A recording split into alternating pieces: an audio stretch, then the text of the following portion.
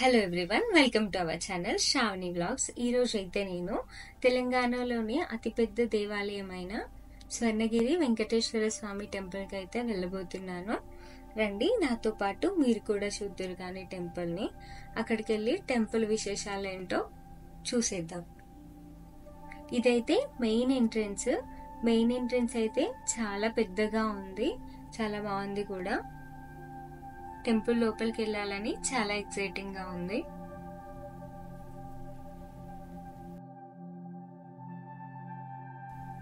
ఈ టెంపుల్ యాదాద్రి జిల్లాలో Bhuvanagiri highway road పక్కనే ఉంది.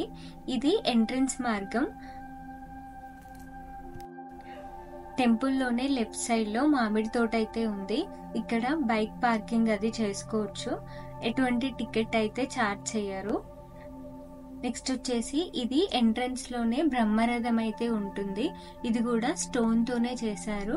చుట్టూ వాటర్ ఫౌంటైన్ కూడా పెట్టారు. ఈ టెంపుల్ వచ్చేసి దాదాపు 22 acres లో ఉంటుంది. ఈ టెంపుల్ ని మానేపల్లి వాళ్ళ ఫ్యామిలీ వాళ్ళైతే కట్టించారు. ఇది యాదగిరి గుట్టకు అతి సమీపంలో ఉన్న టెంపుల్. హైదరాబాద్ నుంచి జస్ట్ 50 kilometers దూరంలో అయితే ఉంటుంది. ఎంట్రన్స్ లో స్వామివారి యొక్క పాదాలు అయితే ఉంటాయి. చాలా పెద్దగా ఉంటాయి స్వామివారి పాదాలు. ఇక్కడ శ్రీవారి పాదపీఠములు అని రాసి ఉంటుంది. శ్రీవారి పాదాలు అయితే దర్శించుకొని లోపలికి అయితే వెళ్ళాలి. ఇక్కడ ఇంకొక విషయం ఏంటి అంటే, ఎవరైనా నడవలేని పెద్దవాళ్ళు ఉంటారు కదా, వాళ్ళ గురించి అయితే మెట్ల మార్గం కాకుండా ఎలక్ట్రిక్ వెహికల్స్ కూడా ఉంటాయి. వాటి నుంచి వెళ్ళిపోవచ్చు. నెక్స్ట్ పక్కనే వెంకటేశ్వర స్వామి విగ్రహం అయితే ఉంటుంది. చూడ్డానికి ఈ విగ్రహం కూడా చాలా అందంగా ఉంటుంది. ఈ టెంపుల్ భువనగిరి రైల్వే స్టేషన్ కి కూడా చాలా దగ్గరగానే ఉంటుంది. ఎవరైనా ట్రైన్ లో వస్తే అక్కడి నుంచి ఆటోలు కూడా దొరుకుతాయి. అంతేకాకుండా ఈ టెంపుల్ ని మానేపల్లి హిల్స్ పైన కట్టారు. అందుకనే మానేపల్లి హిల్స్ అని కూడా అంటారు. ఈ టెంపుల్ తెలంగాణలోనే అతిపెద్ద వెంకటేశ్వర స్వామి దేవస్థానం కావడం వల్ల దీన్ని తెలంగాణ తిరుపతి అని కూడా పిలుస్తారు. టెంపుల్ కి వెళ్లే ముందు ఇక్కడ మానేపల్లి హిల్స్ అని అయితే రాసి ఉంది. మంచిగా పూలతో డెకరేట్ చేశారు. ఈ టెంపుల్ ని 6వ తారీఖు చిన్నజీయర్ స్వామి వారు ఓపెన్ చేశారు. ప్రాణప్రతిష్ఠ కార్యక్రమం కూడా చాలా బాగా జరిగింది. ఇక్కడ నుంచి మనం మెట్ల మార్గం ద్వారా లోపలికైతే ఎంటర్ అవ్వాలి. ఈ మెట్లు మొత్తం 108 మెట్లయితే ఉంటాయి. గోవిందనామాలు స్మరించుకుంటూ ఈ మెట్ల మార్గం నుంచి అయితే వెళ్ళాలి. ఇక్కడ లెఫ్ట్ సైడ్ లో స్వామివారి యొక్క దశావతారాలు అయితే మనకి దర్శనమిస్తాయి. మెట్ల మార్గం నుంచి పైకి అయితే వెళ్తుంటే లెఫ్ట్ సైడ్ లో స్వామివారి యొక్క దశావతార విగ్రహాలు అయితే చాలా కనిపిస్తూ ఉంటాయి. వాటిని చూసుకుంటూ మనం నడుచుకుంటూ వెళ్ళొచ్చు. స్వామివారి యొక్క కూర్మ అవతారం, వరాహ అవతారం, నరసింహ అవతారం, రామావతారం, కృష్ణావతారం, ఇలా స్వామివారికి ఉన్న అవతారాలన్నీ వైట్ కలర్ విగ్రహాల రూపంలో అయితే ఇక్కడ పెట్టారు. ఇవి కూడా చాలా అందంగా ఉన్నాయి. ఈ విగ్రహాలను అయితే మనం దర్శించుకుంటూ లోపలికి వెళ్ళిపోదాం. మీలో ఎవరైనా ఈ టెంపుల్కి వెళ్ళాలనుకుంటే నాదొక సజెషన్ ఏంటంటే, ఉదయాన్నే బయలుదేరడం చాలా మంచిది. ఎందుకంటే ఎండలు చాలా ఉన్నాయి. సేఫ్గా వెళ్ళి సేఫ్గా రావాలనుకుంటే ఉదయం పూట వెళ్ళడమే మంచిదని నా ఉద్దేశం. త్వరలోనే ఈ టెంపుల్కి సంబంధించిన అఫీషియల్ వెబ్సైట్ అయితే లాంచ్ చేస్తారంట. అందులోనే స్వామివారికి సంబంధించిన అన్ని పూజల్ని ప్రీ బుకింగ్ చేసుకోవచ్చని ఇక్కడ వాళ్ళు చెప్తున్నారు.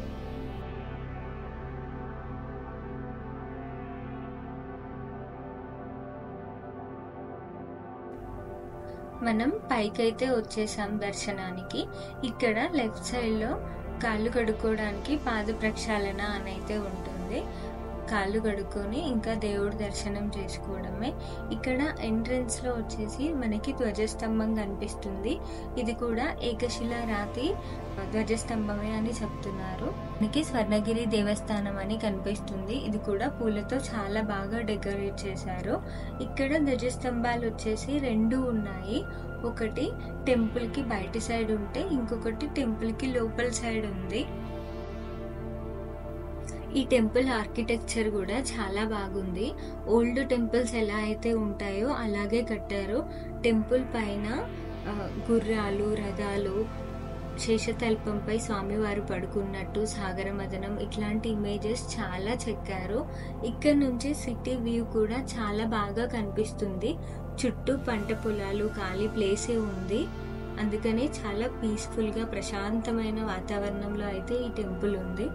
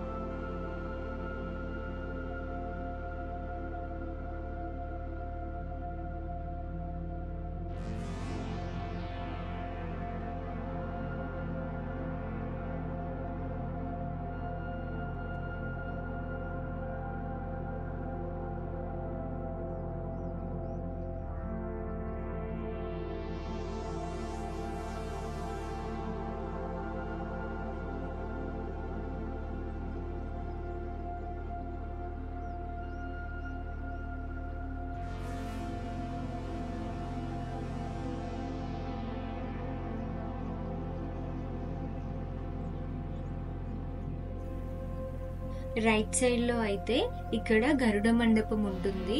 ఇక్కడ గరుడ స్వామి అయితే మనకి దర్శనం ఇస్తారు.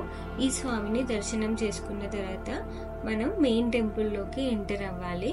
ఇక్కడ స్వామివారి విగ్రహం కూడా చాలా ఎత్తులో చాలా బాగుంది. ఈ మండపం కూడా ఒకసారి మీరు కూడా చూడండి.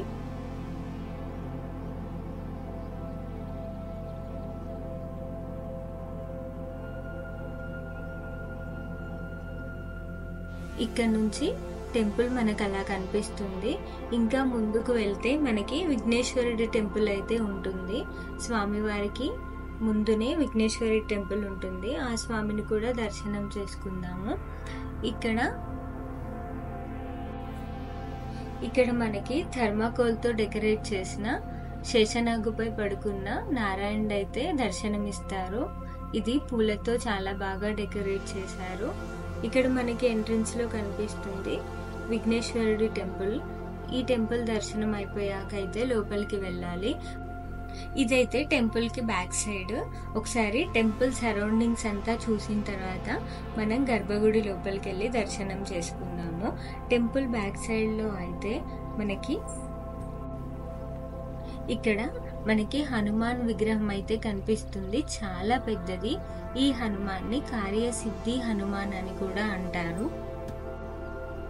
ఇక్కడ స్వామివారి విగ్రహం వచ్చేసి ఏకశిలతో నిర్మించారు. చాలా పెద్ద రథం పైన స్వామివారు నించున్నట్టుగా ఈ విగ్రహం అయితే పెట్టారు. కింద కొబ్బరికాయలు కొట్టడానికి, పూజ చేసుకోవడానికి ఇంకొక చిన్న హనుమాన్ని పెట్టారు. పక్కనే జయగంట మండపం అని ఉంటుంది. ఇక్కడ చాలా పెద్ద గంట అయితే ఉంటుంది. ఇక్కడ స్వామివారిని ద్వారపాలకుడుగా పిలుస్తారు. చాలా పెద్ద విగ్రహం అయితే ఉంది హనుమంతుడికి. ఇక్కడ పక్కనే ఉన్న గంట అయితే చాలా పెద్ద గంట ఉంది. దీన్ని జయగంట మండపం అని కూడా అంటారు. ఈ గంట దాదాపుగా వచ్చేసి 2 టన్నుల వెయిట్ అయితే ఉంది.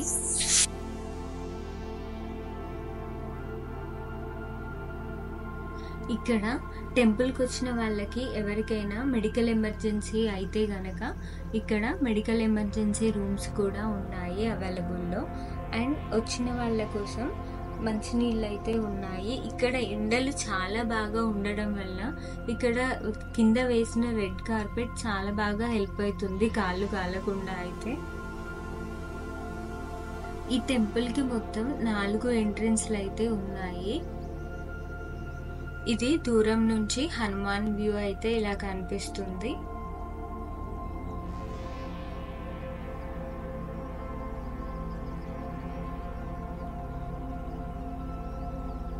ఎవరైనా ఎండలో చాలా అలసిపోతే గనక వాళ్ళు రెస్ట్ తీసుకోవడానికి మండపాల లాగా కూడా కట్టారు. వాటి కింద కూర్చొని రెస్ట్ తీసుకోవచ్చు.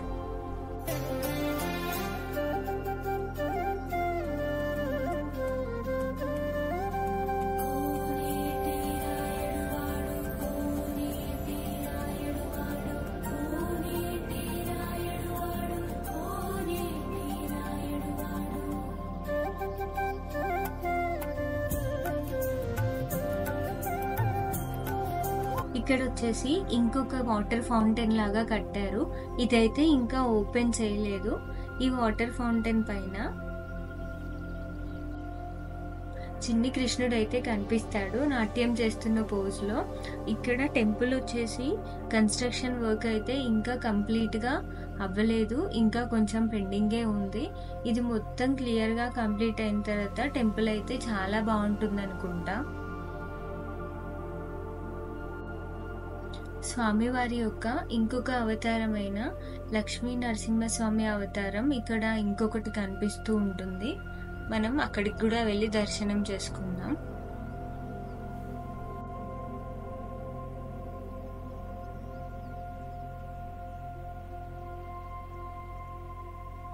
ఇక్కడే మనకి నరసింహస్వామి అవతారం అయితే కనిపిస్తుంది. లక్ష్మీదేవితో పాటుగా ఇక్కడ మనకి దర్శనం ఇస్తారు. ఇక్కడ స్వామివారికి సంబంధించిన అన్ని అవతారాలలో మనకి విగ్రహాలు అయితే కనిపిస్తాయి.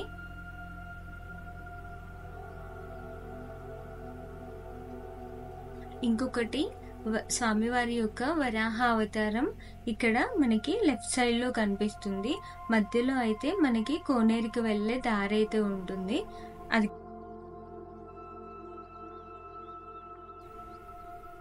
ఇదే కోనేరు. ఇంకా ఇక్కడ వర్క్ అయితే కంప్లీట్ అవ్వలేదు. ఈ కోనేరు యొక్క ఆర్కిటెక్చర్ కూడా చాలా బాగుంది.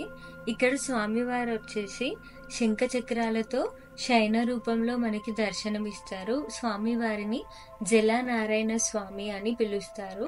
ఇక్కడ కూడా కోనేరుకి 4 వైపులా స్వామివారి యొక్క 4 అవతారాల విగ్రహాలు అయితే కనిపిస్తూ ఉంటాయి. ఇక్కడ వాటర్ వేసిన తర్వాత చాలా బాగుంటుంది అనుకుంటా. ఇంకా వర్క్ కంప్లీట్ అవ్వలేదు కాబట్టి ఇప్పుడైతే ఇలా ఉంది. ఒకసారి కిందికి వెళ్ళి స్వామివారిని దగ్గర నుంచి చూపిస్తాను మీకు.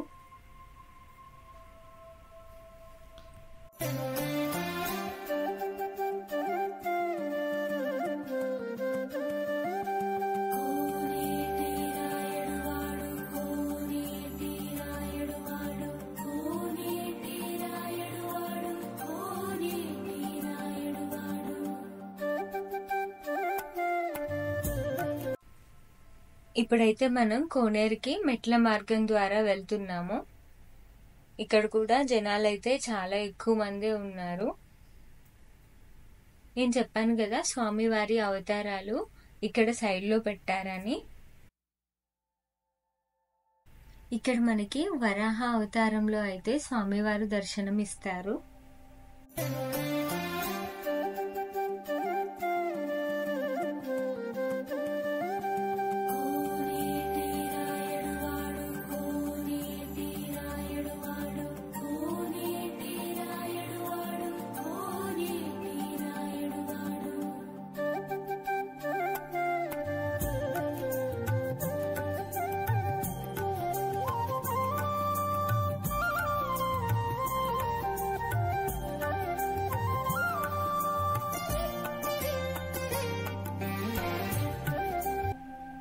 ఇక్కడ మనకి స్వామివారిది 12 అడుగుల విగ్రహం అయితే కనిపిస్తుంది. స్వామివారు 18 పడగల శేషనాగు పైన పడుకున్నట్టుగా ఈ అవతారం అయితే చాలా బాగుంది దగ్గర నుంచి చూడటానికి. వీలైతే మీరు కూడా ఒకసారి స్వామివారిని దర్శనం చేసుకోండి డైరెక్ట్ గా.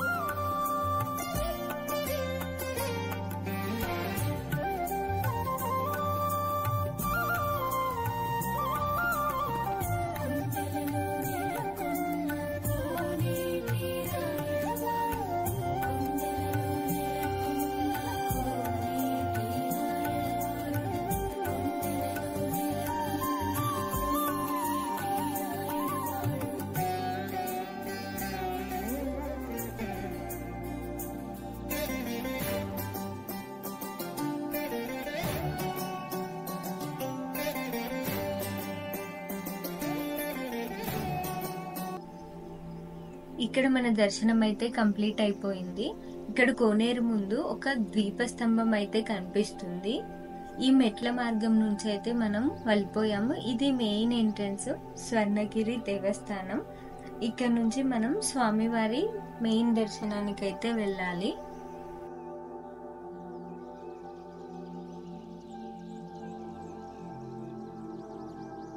ఇది లోపల గర్భగుడి. ఇక్కడ కూడా చాలా బాగా డెకరేట్ చేశారు. ఇది స్వామివారి మండపము. లోపల టెంపుల్ అయితే ఇలా ఉంది ఆర్కిటెక్చర్. ఇంకా కన్స్ట్రక్షన్ వర్క్ అయితే జరుగుతుంది. లోపల భక్తులు అయితే దర్శనం చేసుకుంటున్నారు స్వామివారిని.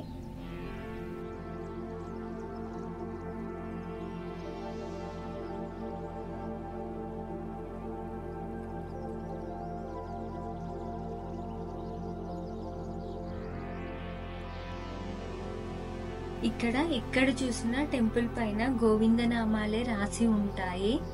అంతేకాకుండా ఇక్కడ మనకి ఒక అద్దాల మండపం కూడా ఉంది. లోపల స్వామివారి విగ్రహం అయితే పెడతారు, ఇంకా పెట్టలేదు. ఇక్కడ ఖాళీగానే ఉందని భక్తులంతా లోపలికి వెళ్ళి విజిట్ చేస్తున్నారు.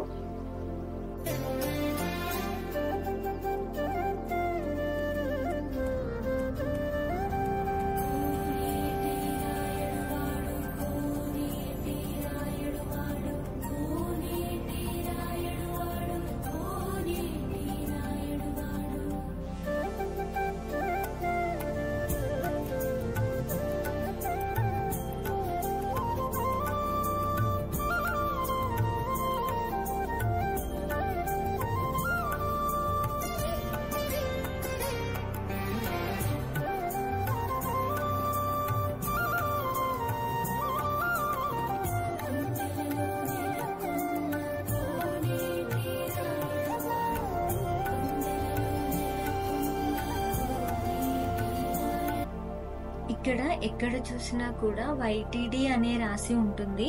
వైటిడి అంటే యాదాద్రి తిరుపతి దేవస్థానం అని దీని అర్థం. ఇక్కడ ఒక మండపం కనిపిస్తుంది కదా, ఇక్కడ భక్తులైతే కాసేపు అట్లా కూర్చొని సేద తీరడానికి అయితే కట్టారు. మొక్కలు కూడా చాలా బాగా పెట్టారు లోపల సైడ్.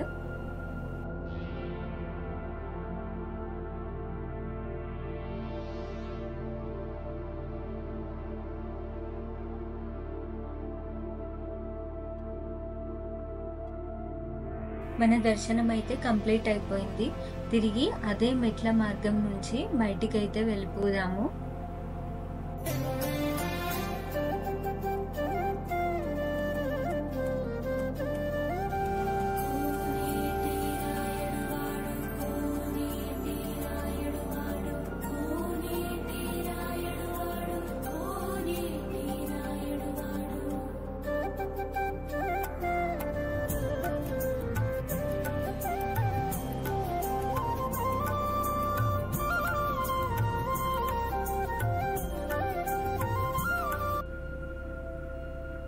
ఇక్కడ గోవిందనామాలు శంఖచక్రాలు అయితే చాలా బాగా కనిపిస్తున్నాయి. మన దర్శనం అయితే చాలా మంచిగా జరిగింది. ఐ హోప్ ఈ వీడియో మీ అందరికీ నచ్చిందనే అనుకుంటున్నాను. ఈ వీడియో కనుక మీకు నచ్చితే తప్పకుండా సబ్స్క్రైబ్ చేయండి. ఎవరైనా కొత్త వాళ్ళు కనుక మన వీడియో చూస్తున్నట్లయితే మీ ఫ్రెండ్స్ అండ్ ఫ్యామిలీతో ఈ వీడియోని షేర్ చేసుకోండి. మీకు ఎలా అనిపించిందో కామెంట్ చేయండి.